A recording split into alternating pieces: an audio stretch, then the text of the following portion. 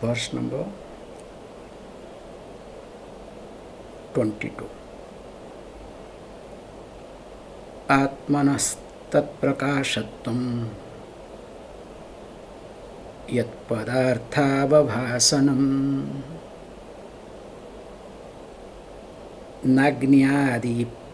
nagnādi diptivat diptihi bhavatyandhyam yato nishi.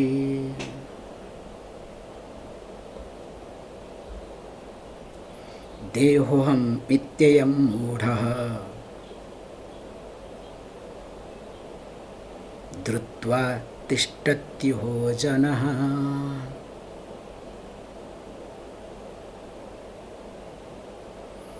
ममायमित्यपि ज्ञात्वा घटद्रष्टैव सर्वदा.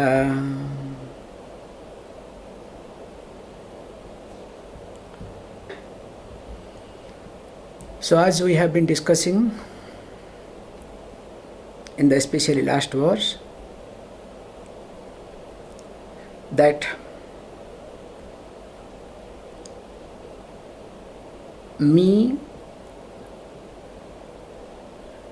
the Atma, is bhati and everything is anubhati. So when you say bhati and anubhati, that means me being self-effulgent, I don't depend upon anything, unlike any other light, which we have seen in details. And in the verse number 23rd, which we have touched, so here he says, look, the basic mistake that we make in our day-to-day life, that was our last talk. So this basic mistake is called as a fundamental mistake.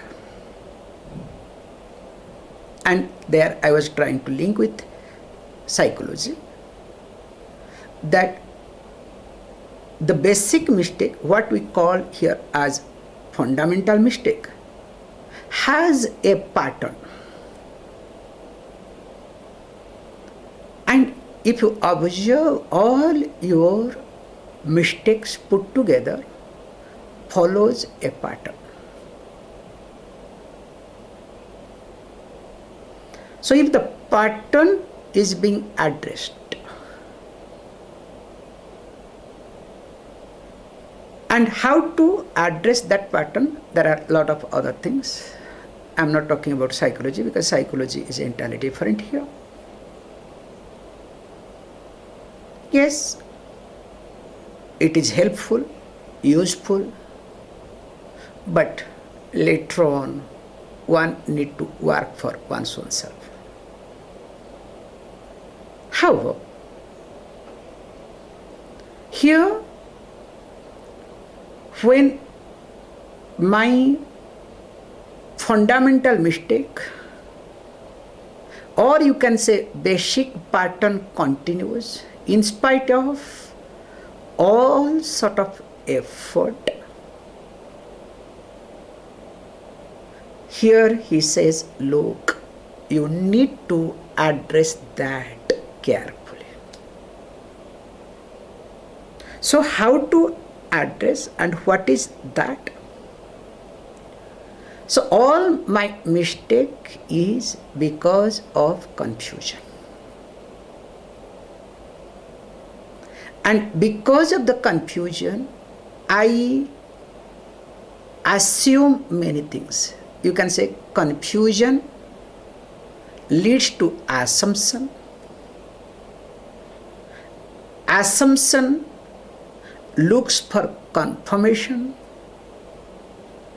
and the process of getting confirmation is called a mistake.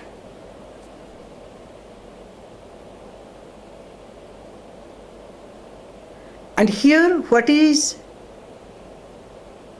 the truth and what is my assumption? So the confusion is this, that what I see in my day-to-day life, I consider that belongs to me, or that is not me.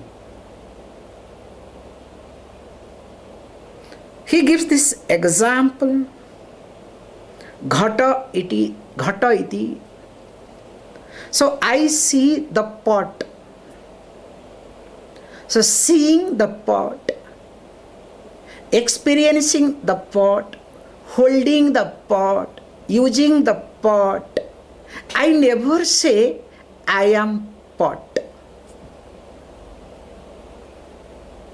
But I say ghata drashtaiva.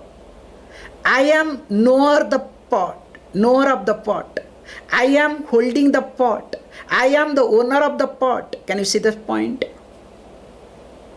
Even if by mistake, I never say I am the pot.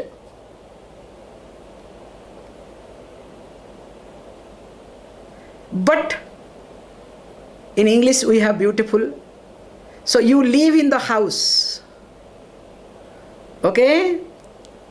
So when you are living in the house, so what you call as?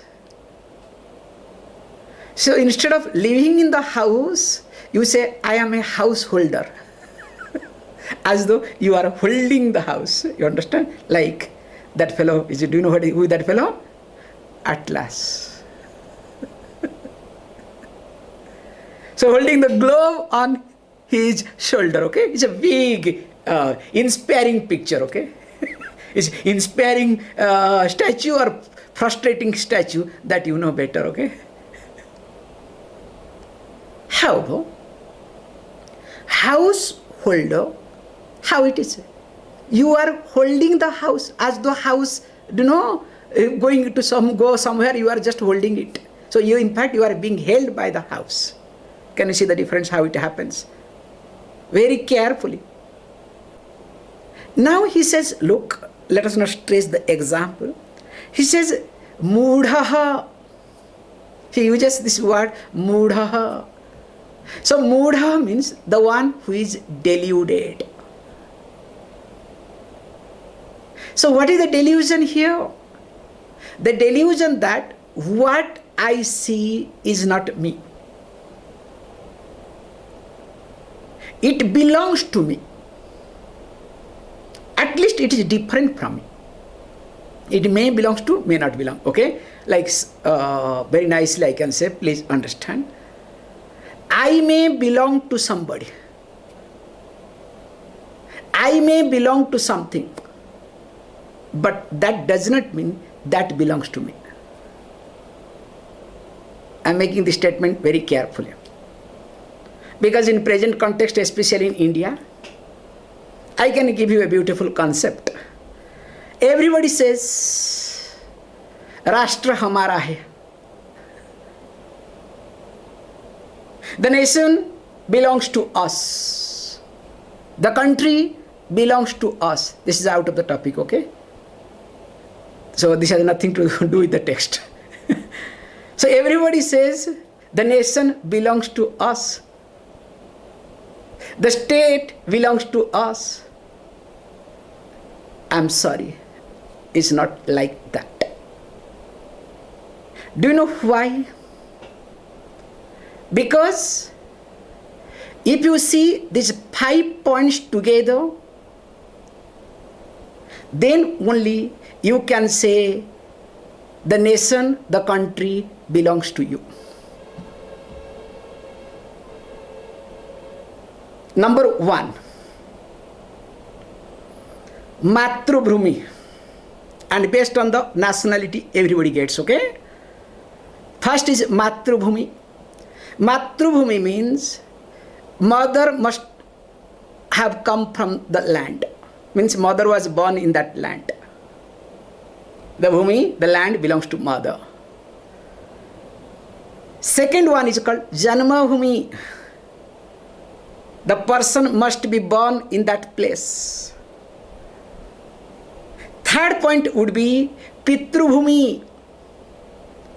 Father must belong to that place.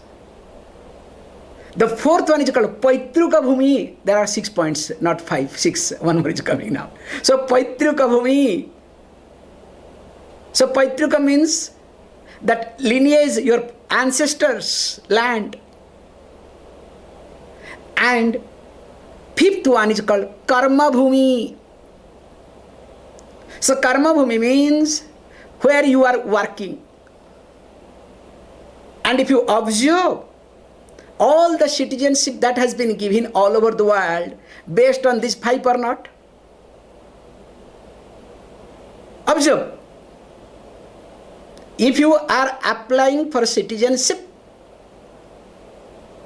all citizenship comes based on any one of them or mixing here and there. But we say another most important point is, yes, with these 5 points, you belong to the nation, but nation does not belong to you. You have to be very careful in this regard. But final one we say, the next one, the last one is Tirtha Bhumi. So your holy place must belong to that country, or else mentally you are affiliated to some other country, like one big religion.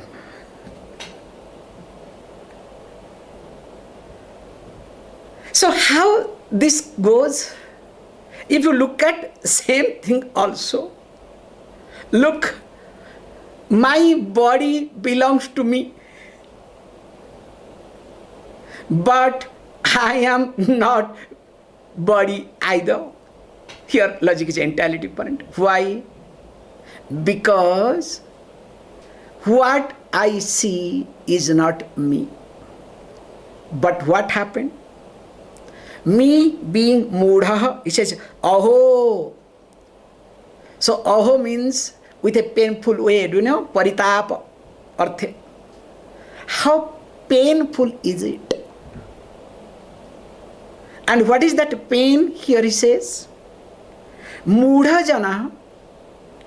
So those who are deluded, a deluded person, mudha janaha, ghata drashtha eva, while seeing a pot, considers himself as the knower of pot.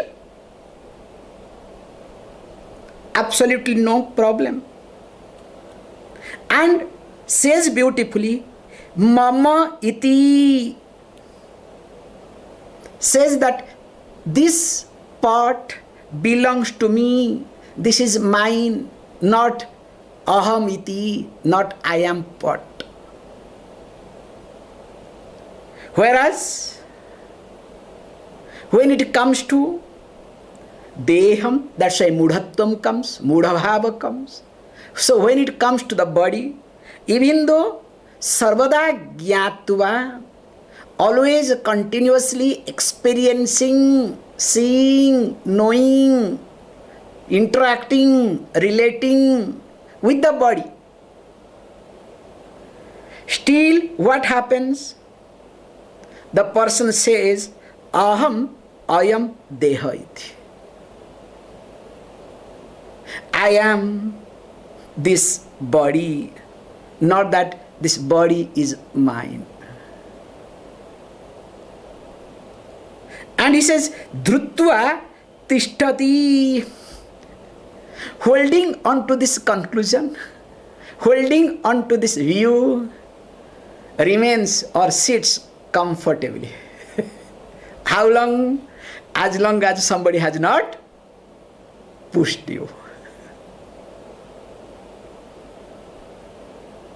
Very nice example I can give you those days. Indian general train, okay? So the Indian general compartment, if you are traveling Indian train in a general compartment, In fact, I had the same experience once in Italy, okay? So in the flight, like a general compartment, okay? So you get into the flight without seat number. It was very funny for me first time, okay? So you just get the boarding pass, okay? You have to have your printing, everything. So get in. So whoever enters first, whoever wants to sit, so that seat belongs to that person. Suppose you are sitting and you get a, bathroom pressure, what will happen? By the time you come back, your seat is gone. So you have to look for it. That's why people sit till the flight take off, okay? This is my addition, okay? So you are comfortable in your place, thinking or assuming that this place is mine. That's why I'm giving you Indian train in general compartment, general coach. As long as somebody bigger than you does not come and push you. So once other fellow comes and pushes, then you wake up, it is too late. Do you understand the concept? So also, I am comfortable with my idea, with my view, with my conclusion that I am body. I am body-mind complex. As long as the surrounding situation or body does not hit me back. So when the surrounding situation or body hits me back, then what happens? Like I have fever suddenly. Oh God. Now that time God is rescue, okay? Please help me. Once my health is good, I'll go round your temple or church or whatever. This concept everywhere is there, okay? Including in church. That's why, especially in Rome, in Vatican City, that area, people do parikrama, okay? Go round. You can see. So this concept everywhere. It's not only in Hinduism, it is in Christianity, it is in Islam, everywhere, okay? So let us not get into too much. So, how long? As long as, remember, everything is wrong. The moment things becomes good, then what happens? You forget till again something goes wrong. It's amazing.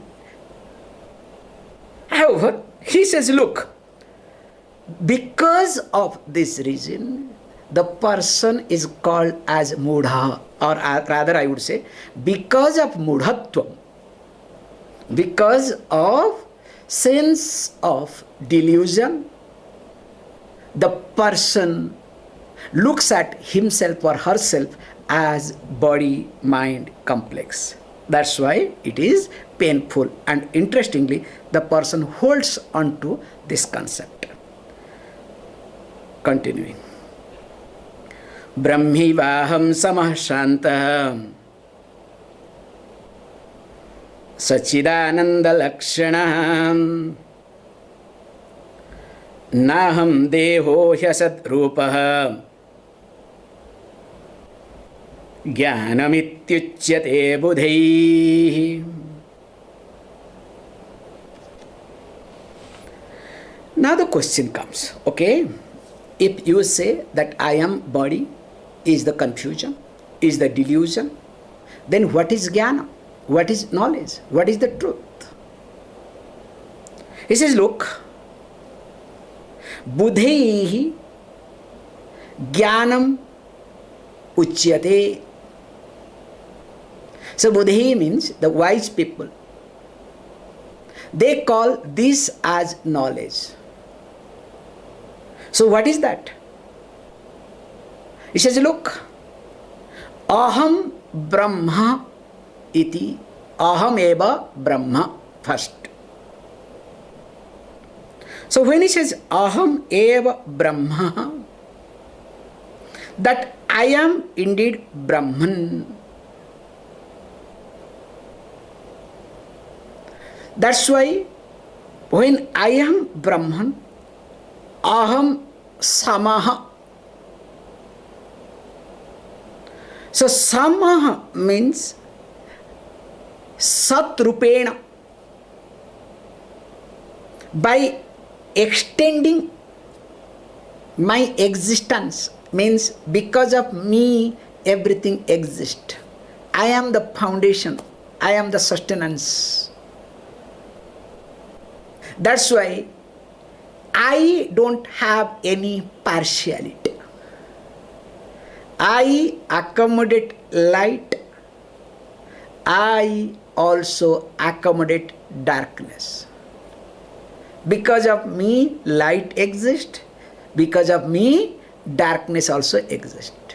Because of me, knowledge exists. Because of me, ignorance also exists.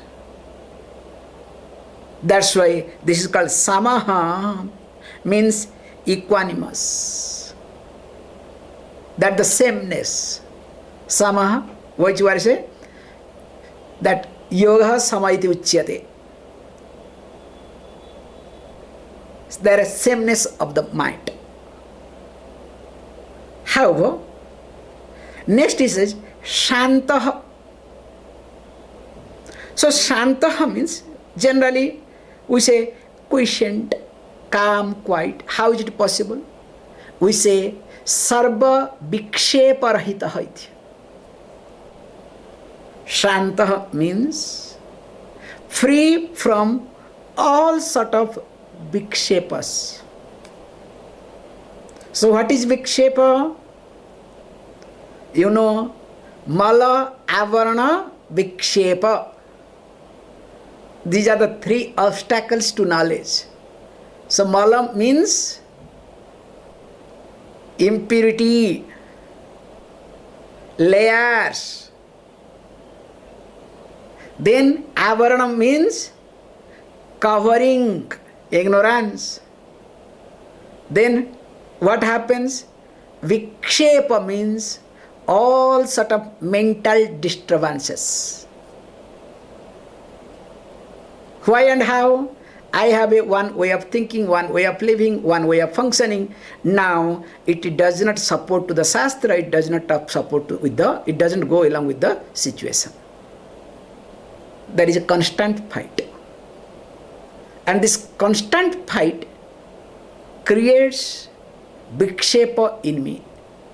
So now it is my choice to resolve the vikṣepa or strengthen the vikṣepa. Then finally I get tired, I need a break.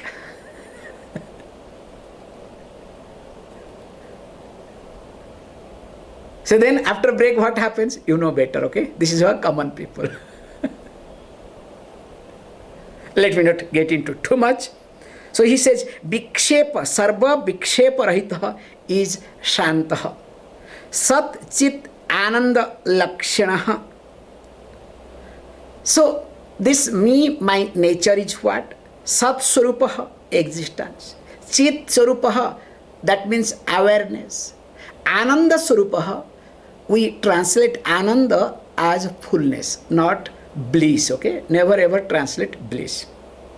At least happiness is good.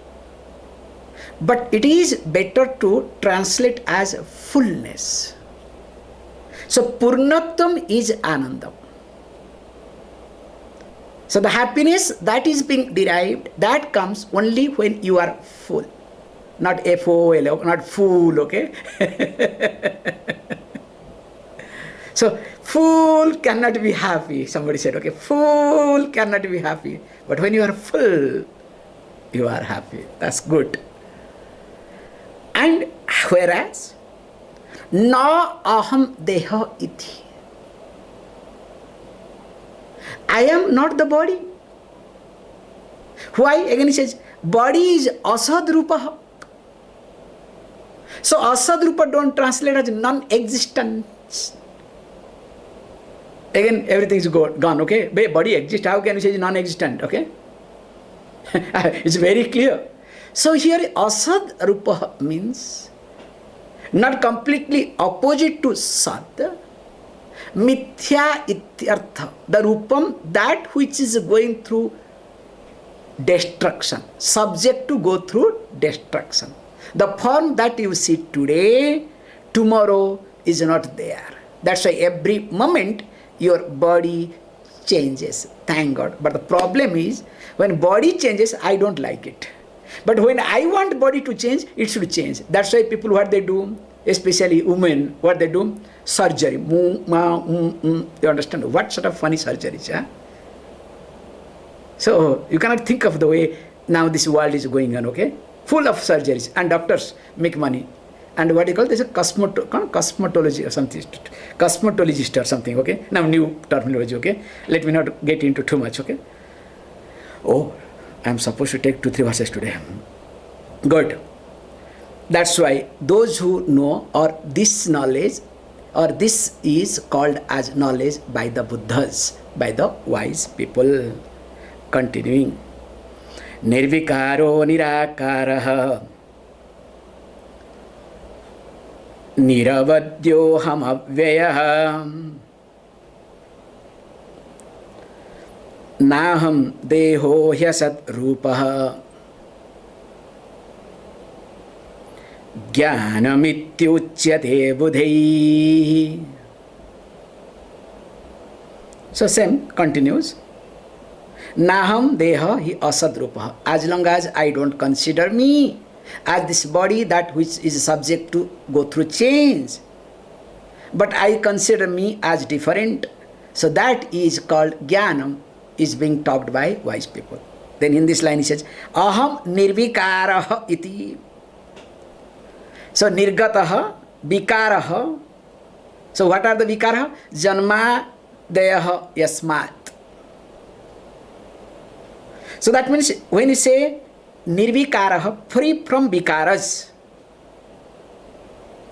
So free from, what are the vikara? So vikara, he says, janma, the birth itself is a vikara.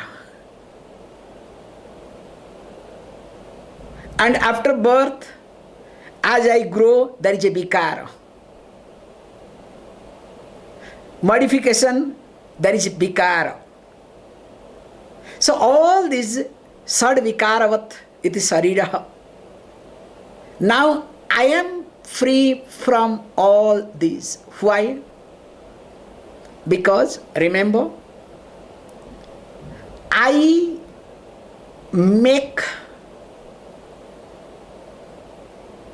the body alive. I am present in body, but that does not mean I am restricted in body. We have discussed long back 5 principles of consciousness. So quickly, I don't want to go into details how, like the electricity and bulb. So the electricity is in the bulb, but it is not restricted only in bulb. Before bulb, electricity was there. After bulb breaks, still electricity is there or not? Go and touch. So also the consciousness. Let us not get into in details. Then next is called nirakaraha. So nirakaraha, there is no akaram. Free from akara, free from form. It says dehadi akara rahita. So it doesn't have a special form like what? Electricity. The electricity when it is in the bulb, one form. When it is in the fan, is completely different. When it is air conditioned, entirely different. When it is oven, you know what it does. And when you touch directly, you know better what it does, okay? So same electricity does different things. Loudspeaker does another thing. So everywhere it does its job differently. But being without any form. That's why he says nirakaraha. Then he says niravadyaha. So niravadyaha means, it's a very nice point I looked at. Some translation you will find out niravadyaha means like free from all blemishes. Actually, not like that. Free from all sort of afflictions. That would be the right translation. In fact, as I was going through, which I have put it there in Sanskrit, Vatapi, okay, sorry, Vata, Pitta, Adi, Janya, Adhyatmikadi Rahitaha iti. It's a beautiful concept to talk. When we look at all our afflictions, that are divided into three categories. One is related to Adhyatmika, Adhibhautika and Adhidaivika. Don't ask me what are they, okay? So you know, it's better for you, better for me. So all afflictions, some way or other, will be come under any one of the categories, sometimes intermixed. Generally, he says beautifully, another concept. This Adhyatmika, Adhibhautika and Adhidaivika will come in the form of Kapha, Vata, Pitta in your Shariram. I will give you a beautiful example. Let us say your neighbor gives you headache. So neighbor giving headache belongs to what? Adhyatmika or Adhibhautika? Yeah, at least this much you have to tell, okay? Don't bring Adhidaivika, okay? Never see this, okay? Okay, forget. Now, your neighbor's dog gives headache. All the time barking, bow, bow, bow. Now tell me, is it Adhibhautika or Adhyatmika? This is very clear, okay? Definitely it is Adhibhautika. Now when it starts creating, how it will affect you? Now in the process, your pittam increases in body. So when the pittam increases in the body, there is some type of imbalance. Can you see this point? So all problem that comes, whether from all the elemental level or from different beings or from within oneself, that imbalances our kapha, vata and pitta, and that is called affliction. That's why what we do, whenever there is some disease,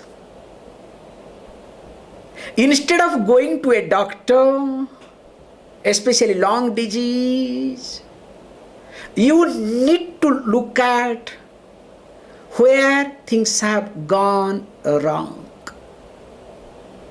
That's why in India, any complicated disease, first they go to astrologer, look at the Bhrigu Samhita. Try to understand why things have gone wrong or why things are going wrong. And they work with that and it works perfectly. Anyway, that's not Vedanta today, okay? This is not a Vedanta topic. So I took away because when I talk this topic, people will listen more, okay? Interestingly, okay? Than Vedanta.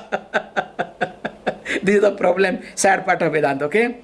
So he says, Nirakara niravadyaha iti. So I am free from all afflictions. And finally, aham avyaha iti. So I am avyaya, apakshayadi rahitaha.